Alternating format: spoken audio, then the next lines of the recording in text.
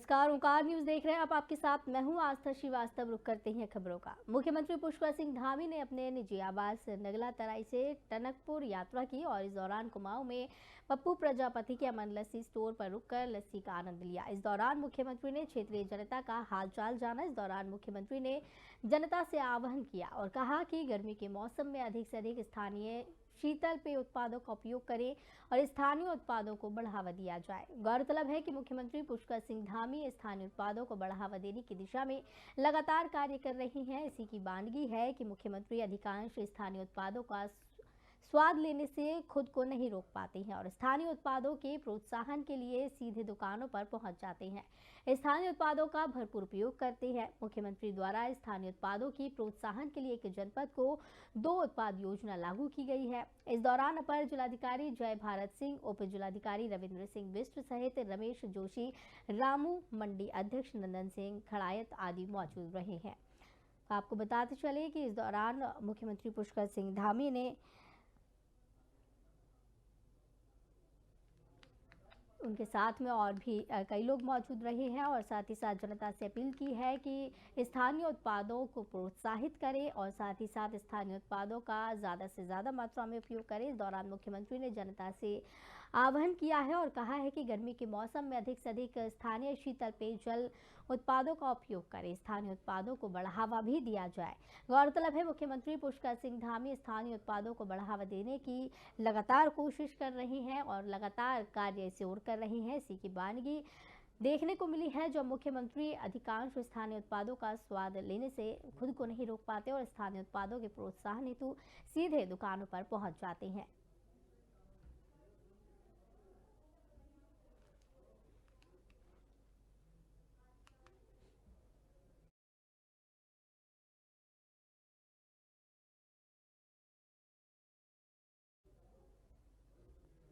तेरह मार्च से धामी सरकार के बजट सत्र की शुरुआत हो रही है। गैरसैंण में इसकी शुरुआत हो रही है, जिसको लेकर विपक्ष के द्वारा ग्रीष्मकालीन राजधानी गैरसैंण पर सरकार की अनदेखी का आरोप लगाया जा रहा है और कांग्रेस इस पर लगातार हमलावर भी है। इसी को लेकर बीजेपी प्रदेश प्रवक्ता विनोद सुयाल ने प्रतिक्रिया दी और कहा कि ग्रीष्मकालीन राजधानी भारतीय जनता पार्टी की सरकार ने ही घोषित की है और उसी के अनुसार वहां पर समग्र विकास का ढांचा तैयार किया जा रहा है।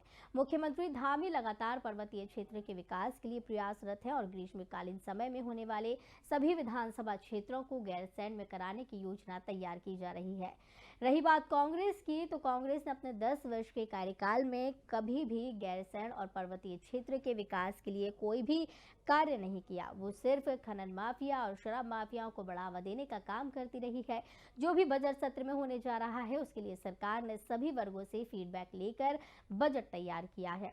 उम्मीद जताई जा रही है कि इस बजट में समग्र विकास की तस्वीर देखने को मिलेगी। तो बता दें कि 13 मार्च से बजट सत्र की शुरुआत हो रही है। इसकी शुरुआत जो है गैरसैंण में हो रही है। इस दौरान प्रदेश प्रवक्ता बीजेपी के उनकी तरफ से कहा गया है कि ग्रीष्मकालीन राजधानी भारतीय जनता पार्टी की सरकार ने ही गैरसैंण को घोषित किया है, लेकिन उसके बावजूद भी कांग्रेस जो है लगातार बीजेपी पर हमलावर रहती है और इसको लेकर सवाल उठाती रहती है।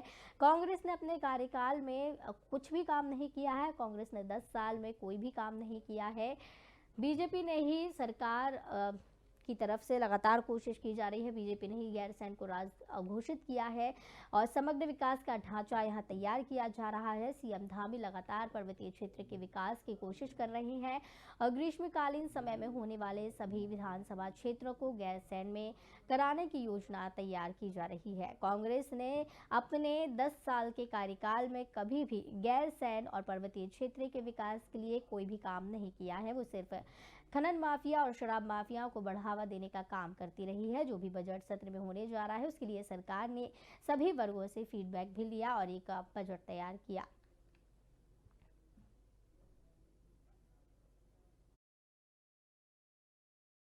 कांग्रेस पार्टी को मुझे लगता है कि केवल आरोप लगाने की आदत पड़ गई है।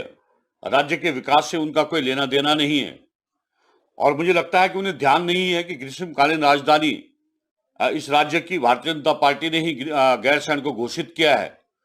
अब पूरे प्रयास किए जा रहे हैं कि गैरसैंण को किस तरह से जो अवधि 6 माह या अथवा जितनी भी अवधि है उस माह में वहां राजधानी रहे, इसके लिए किस तरह से वहां का ढांचागत विकास हो, इसके लिए पूरी योजनाएं तैयार की जा रही हैं। प्रदेश कांग्रेस कमेटी की ओर से बीजेपी सरकार की नीतियों के खिलाफ 13 मार्च को ग्रीष्मकालीन राजधानी गैरसैंण में प्रदर्शन और विधानसभा का घेराव किए जाने की बात कही जा रही है। प्रदेश प्रवक्ता शीशपाल सिंह बिष्ट ने बताया है कि प्रदेश अध्यक्ष करण महरा के निर्देश पर 13 मार्च को कांग्रेस पार्टी गैरसैंण में विधानसभा सत्र का घेराव करेगी। उन्होंने बताया कि गौतम अडानी के मामले में जेपीसी गठन की मांग की गई है एवं जोशीमठ के पुनरुद्धार और प्रभावितों के लिए राहत पैकेज की मांग की जा रही है। वहीं उन्होंने ये भी बताया कि भर्ती घोटालों की जांच उच्च न्यायालय के सिटिंग जज की निगरानी में सीबीआई से कराने की मांग और अंकिता भंडारी हत्याकांड में वीआईपी का नाम उजागर किए जाने की मांग को लेकर पिछले वर्ष में 6 माह का सरकार का संचालन ग्रीष्मकालीन राजधानी के रूप में गैरसैंण से किए जाने की मांग की है। उन्होंने ये भी बताया कि देहरादून में युवा बेरोजगारों पर हुए लाठीचार्ज की निष्पक्ष जांच की मांग को लेकर भी कांग्रेस पूरी तरीके के साथ और पूरी ताकत के साथ अपनी आवाज उठाने की तैयारी में है।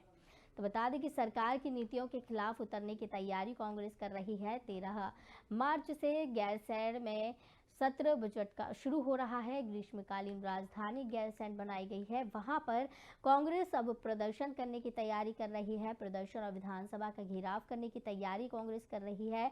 प्रदेश प्रवक्ता शीशपाल सिंह बिष्ट ने इसकी जानकारी दी है और बताया गया है कि प्रदेश अध्यक्ष करण महरा के निर्देश पर 13 मार्च को कांग्रेस पार्टी गैरसैंण में विधानसभा सत्र का घेराव करेगी। उन्होंने बताया कि गौतम अडानी मामले में जेपीसी गठन की मांग और जोशीमठ के पुनरुद्धार और प्रभावितों के लिए राहत पैकेज की मांग की जा रही है। तो वहीं उन्होंने ये भी बताया कि भर्ती घोटाले में जांच की मांग की जा रही है, उच्च न्यायालय के सिटिंग जज की निगरानी में और सीबीआई से कराने की मांग है। तो वहीं अंकिता भंडारी हत्याकांड में वीआईपी का नाम उजागर किए जाने की मांग की जा रही है। उन्होंने बताया कि देहरादून में युवा बेरोजगारों पर हुए लाठीचार्ज की निष्पक्ष जांच की मांग की जा रही है। तो कांग्रेस पार्टी पूरी ताकत के साथ इन सभी नीतियों के खिलाफ उतरने की तैयारी कर रही है।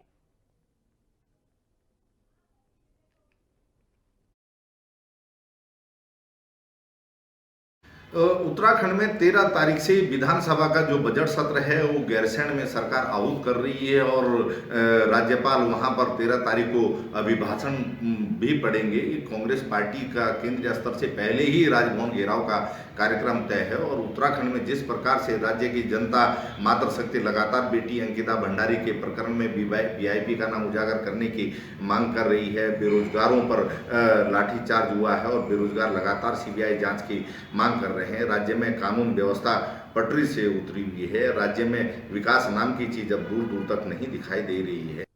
उत्तराखंड में इस समय बिजली संकट ने सरकार की नींद उड़ा रखी है। राज्य में इस साल बारिश कम होने, गैस से चलने वाले बिजली उत्पादन केंद्रों के बंद होने से राज्य में बिजली संकट गहराता नजर आ रहा है।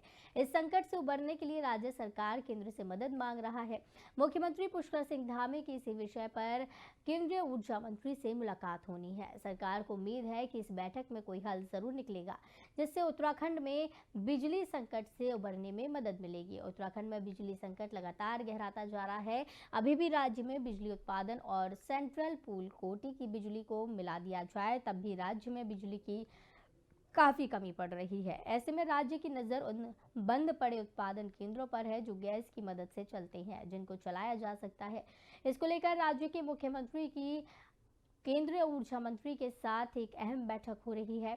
सचिव ऊर्जा आर मीनाक्षी सुंदरम का कहना है कि अभी भी बिजली संकट लगातार बना है, जो बारिश कम होने की वजह से संकट पैदा हुआ। उन्होंने कहा कि राज्य सरकार बिजली संकट से उबरने के लिए राज्य में गैस आधारित विद्युत प्लांट पर काम कर रही है, लेकिन अंतर्राष्ट्रीय स्तर पर गैस के रेट अभी ज्यादा हैं। उम्मीद है जल्द गैस के रेट कम होंगे और विद्युत उत्पादन की सप्लाई कर सकेंगे। उत्तराखंड राज्य में बिजली संकट से मिलने के लिए सरकार की तरफ से तेजी से काम किए जा रहे हैं, जिसके लिए कई बंद पड़ी विद्युत परियोजनाओं को शुरू करने का काम भी किया जा रहा है। इसी क्रम में राज्य में बंद पड़ी 300 मेगावाट की लखवाड़ विद्युत परियोजना का काम शुरू हो चुका है। सचिव ऊर्जा आर मीनाक्षी सुंदरम ने कहा कि भागीरथी इको सेंसिटिव जोन की वजह से पूरे भागीरथी नदी और घाटी में जल विद्युत परियोजनाओं पर रोक लगी है। ऊर्जा सचिव का कहना है कि इन सभी रुकी हुई परियोजनाओं को जारी करने संबंधित महत्वपूर्ण बैठक भारत सरकार से होनी थी, जो जोशीमठ त्रासदी के चलते कैंसिल हो गई थी। इसके बाद से एनटीपीएस जैसी महत्वपूर्ण योजना पर भी सवाल उठाए जा रहे हैं।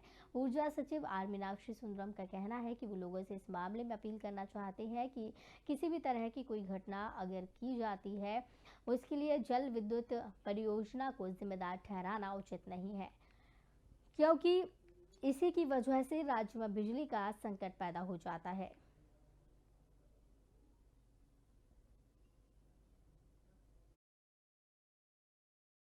एक अप्रैल के बाद हमारी जो हाइड्रो पावर जनरेशन है वो नॉर्मल सी पे आ जाएगी, लेकिन नॉर्मल जनरेशन करने के बावजूद हम लोग अभी डेफिसिट में है।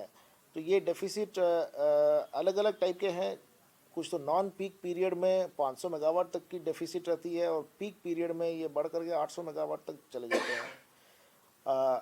कुछ शॉर्ट टर्म टेंडर्स हम लोगों ने किया था, उसमें हम लोग कुछ ले रहे हैं, और जो 300 मेगावाट भारत सरकार ने अभी अलोक किया है और गैस प्लांट को चलाने की जो कोशिश है, इन सब से हट करके एक मीडियम टर्म टेंडर भी हम लोग करने की कोशिश कर रहे हैं। ये प्रदेश को सबसे अधिक राजस्व देने वाला विभाग एक बार फिर विवादों के घेरे में आ गया है। आबकारी विभाग पौड़ी की अमकेश्वर विधानसभा के अंतर्गत आने वाले गरुड़ चट्टी पर नियमों को ताक पर रखकर अवैध शराब का ठेका खोलने का आरोप लगा रहा है, जिसके मद्देनजर आज गरुड़ चट्टी के ग्रामीणों ने जिलाधिकारी से मुलाकात कर उन्हें इस मामले में संज्ञान लेकर कार्रवाई करने की मांग की है। ग्रामीण चंद्रभूषण शर्मा ने बताया है कि आबकारी अधिकारी पौड़ी द्वारा रतापानी में स्वीकृत अंग्रेजी शराब की दुकान को वहां के बजाय गरुड़ चट्टी पर खोल दिया गया है, जबकि इस संबंध में कोर्ट में भी एक याचिका दाखिल की गई थी, जिसमें कोर्ट ने आबकारी विभाग को गरुड़ चट्टी से शराब के ठेके को हटाने के आदेश दिए। उन्होंने कहा कि आदेशों के विपरीत अब तक गरुड़ चट्टी में शराब का ठेका चल रहा है, जो सीधे सीधे कोर्ट के आदेशों का उल्लंघन है। उन्होंने ये भी कहा कि इसी के मद्देनजर उन्होंने जिलाधिकारी पौड़ी से मुलाकात कर इस पूरे मामले से अवगत कराया है और जिलाधिकारी द्वारा इस संबंध में 2-3 दिन के अंदर कार्रवाई करने का आश्वासन भी उन्हें दिया गया है। इस पूरे मामले में जिलाधिकारी पौड़ी डॉक्टर आशीष चौहान ने बताया कि मामला उनके संज्ञान में है। उन्होंने कहा कि आबकारी अधिकारी को इस संबंध में आवश्यक कार्रवाई करने के लिए निर्देशित कर दिया गया है। उन्होंने ये भी कहा कि कोर्ट के आदेशों की अवहेलना को कतई भी बर्दाश्त नहीं किया जाएगा।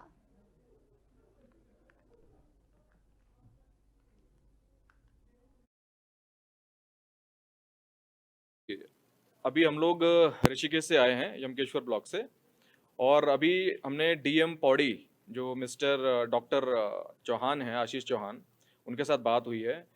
तो पहले जो कोर्ट के ऑर्डर्स आए थे, तो आबकारी डिपार्टमेंट जो कोर्ट के ऑर्डर पे लगातार गुमराह कर रहा था, उन्होंने अधूरे ऑर्डर की कॉपी सबको दिखाई है, और जो फाइनल ऑर्डर है जिसमें रिट पिटीशन को डिसमिस किया गया, उस ऑर्डर की कॉपी को छुपाया गया। यहाँ तक कि joint secretary mister BS Chauhan, मुख्यालय आबकारी देहरादून, उनको भी फाइनल ऑर्डर कॉपी के बारे में नहीं पता था। अभी लास्ट टाइम हमने जो 28 फरवरी को जो हमने वहाँ पर एक धरना दिया था, उसमें भी सभी लोगों ने ये कहा कि हम आगे इस पे कार्रवाई करेंगे, और वहाँ पर भी अधूरे जो ऑर्डर की कॉपी दिखाई गई। में शराब की एक दुकान को लेकर कुछ विरोध प्रदर्शन है। इस संबंध में मेरे द्वारा विभाग से और संबंधित ग्रामीणों से वार्ता की गई और एक कमेटी कॉन्स्टिट्यूट की जा रही है, जिसमें एसडीएम और डीओ के स्तर से जांच के पश्चात आवश्यक कार्रवाई की जाएगी। अभी हम तो अतिक्रमणकारियों पर लगातार एक्शन लिया जा रहा है। सालों से यूजीवीएनएल की सैकड़ों बीघा भूमि पर कब्जा जमाए बैठे कब्जाधारियों के कब्जों पर लंबे समय बाद आखिरकार विभाग ने बुलडोजर चलाने की पूरी तैयारी कर ली है। आपको बता दें, परियोजना क्षेत्र डाक पत्थर से लेकर कुल्हाल तक करीब 15 किलोमीटर के दायरे में शक्ति नहर के दोनों ओर विभागीय भूमि पर जहां पहले कच्चे और झोपड़ी नुमा कब्जे हुआ करते थे, वहां अब पक्के मकान व दुकानों की बाढ़ सी आ गई है। ये भी बता दें, उक्त परियोजना क्षेत्र में पहले ये भूमि सिंचाई विभाग के अधीन रही, लेकिन अब उत्तराखंड जल विद्युत निगम अस्तित्व में आया, तब ये भूमि उसको हस्तांतरित कर दी गई। वहीं दूसरी ओर यूजीवीएनएल अब अवैध कब्जाधारियों के खिलाफ कार्रवाई शुरू की गई, तो विभाग द्वारा अपनी भूमि सीमांकन कर अवैध कब्जों पर लाल निशान लगाकर चिन्हीकरण किया गया और करीब 400 से अधिक अवैध कब्जाधारियों को 2 से 3 बार नोटिस जारी किए गए। बावजूद इसके अवैध कब्जाधारी टस से मस नहीं हुए। या तो यूं कहें कि विभागीय लापरवाही और सफेद पोशों के संरक्षण में उन्हें बल मिलता रहा। बहरहाल आज विभाग द्वारा अवैध कब्जाधारी 11 मार्च 2023 तक का टाइम अवैध कब्जे हटाने के लिए दिया गया है, जिसके लिए विभाग द्वारा संबंधित क्षेत्रों में बकायदा विभागीय वाहन से अनाउंसमेंट करवाकर चेतावनी दी गई, जिससे अवैध कब्जाधारियों में हड़कंप पैदा हो गया है। तो वहीं अब उनको सिर से छत छीनने का डर भी सताने लगा है। तो बता दें कि अतिक्रमणकारियों पर लगातार कार्रवाई की जाने की बात कही जा रही है और बुलडोजर चलाने के लिए अब एक्शन मोड में नजर आने लगे हैं। कब्जा जो झोपड़ी नुमा होते थे उन पर अब कार्रवाई की जाने की बात कही जा रही है। आपको बता दें परियोजना क्षेत्र डाक पत्थर से लेकर कुल्हाल तक करीब 15 किलोमीटर के दायरे में शक्ति नहर के दोनों ओर विभागीय भूमि पर पहले कच्चे और झोपड़ी नुमा कब्जा हुआ करते थे। अब वहां पक्के मकान और दुकानों की बाढ़ सी देखने मिलती है। उक्त परियोजना क्षेत्र में पहले ये भूमि सिंचाई विभाग के अधीन थी, लेकिन जब उत्तराखंड जल विद्युत निगम अस्तित्व में आया तब ये भूमि उसको हस्तांतरित कर दी गई। दूसरी ओर यूजेवीएनएल अब अवैध कब्जाधारियों के खिलाफ कार्रवाई शुरू करने की तैयारी में है। बुलडोजर चलाने की कार्रवाई शुरू की जाने वाली है।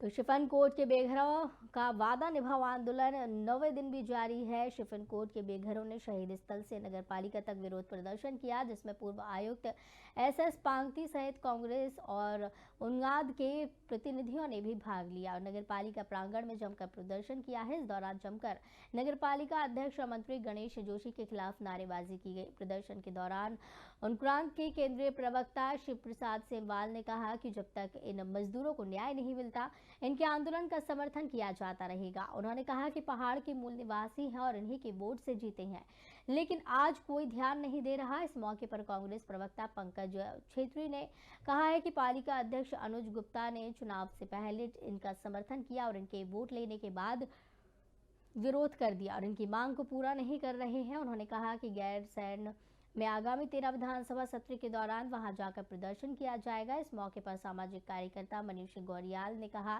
कि ये प्रदर्शन पालिका अध्यक्ष को जगाने के लिए है। उन्होंने अनुज गुप्ता को चेतावनी दी है और जाते जाते शिफन कोर्ट को बेघरों का आवास उपलब्ध करवाए जाने की बात की जा रही है। कहा जा रहा है कि अगर ये नहीं हुआ तो इनके खिलाफ आगामी चुनाव में सबक सिखाने का कार्य किया जाएगा।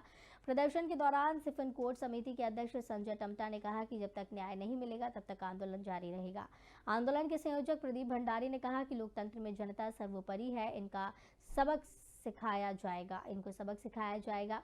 तो मंत्री गणेश जोशी और पालिका अध्यक्ष अनुज गुप्ता इनके साथ किए गए वादे को पूरा करें, अन्यथा उनका विरोध किया जाएगा।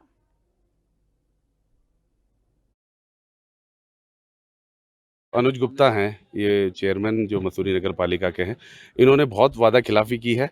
इनके साथ जब अपना चुनाव लड़ रहे थे तो उससे पहले इनको वो न्यायालय गए और इनको स्टे दिलाया, और जब वो स्टे हो गया इन्होंने उनको समर्थन किया और वो जब चुन के आ गए तो उसके बाद उन्होंने इनसे वादा किया था कि इनको वो परमानेंट जो इनकी व्यवस्था करेंगे। उसके बाद इन्होंने वादा खिलाफी करते हुए इनको वहाँ से उजाड़ा है और दूसरी जगह भी इन्होंने स्थान नहीं दिया। तो अब इनका ये 2 साल से ये लोग आंदोलनरत हैं। अब इनका सब्र का बांध टूट गया है। मजदूर हैं, 84 परिवार हैं। अब इनके सामने संकट खड़ा हो गया है कि ये अपना रोजी रोटी की व्यवस्था करें या अपनी छत बचाएं। तो ये 1 तारीख से आंदोलनरत हैं। पिछले वैसे 2 साल से आंदोलनरत हैं। तो हमने इनको, कांग्रेस पार्टी ने पूरा समर्थन दिया है और अभी हमने इनसे अपील भी की है कि 13 तारीख को जो गैरसैंण में होने वाला सत्र है, अगर ये उसमें भी जाते हैं तो वहाँ पर भी इनकी आवाज़ बुलंद करके हम लोग उठाएंगे।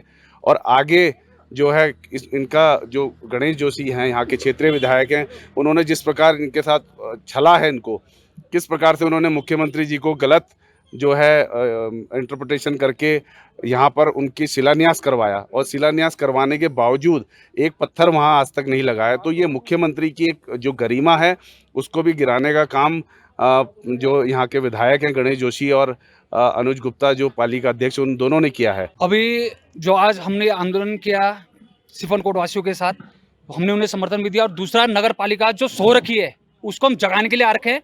और जो उत्तराखंड राज्य सरकार है, वर्तमान में सरकार है, वो पहाड़ विरोधी सरकार है उन्होंने पहाड़ को उजाड़ने का काम करा, बसाने का काम नहीं करा। एक तरफ तो माननीय मुख्यमंत्री जी सिलाइंस कर देते हैं, उसमें भूमि पूजन करवा देते हैं और बाद में जनता को गुमराह करने का जो काम किया है, तो भ्रष्टाचार की सरकार है और आने वाले समय में पूरी जनता इन्हें सबक देने को वाली है। हमारे ये आंदोलन जब तक हमें न्याय नहीं मिलता है, जब तक हमें छत नहीं मिलता है, तो ये आंदोलन जारी रहेगा। और जहाँ तक रही अध्यक्ष जी की बात, इनके चोर के दाढ़ी में तिनका होता है। उन्हें पता था कि सिपन कोर्ट के जो उन्होंने वादा किए थे वो पूरा नहीं किया। ये फुटबॉल बना रहे हैं और अध्यक्ष जी शायद ये भूल गए कि जो वादा उन्होंने किए थे वो वादा पूरा नहीं हुए। और अध्यक्ष जी आप जितना भागना है भाग लीजिए, मगर हम आपको छोड़ेंगे नहीं है। अनुज गुप्ता हैं ये चेयरमैन जो तो इस बुलेटिन में फिलहाल इतना ही। मुझे दीजिए इजाजत। नमस्कार।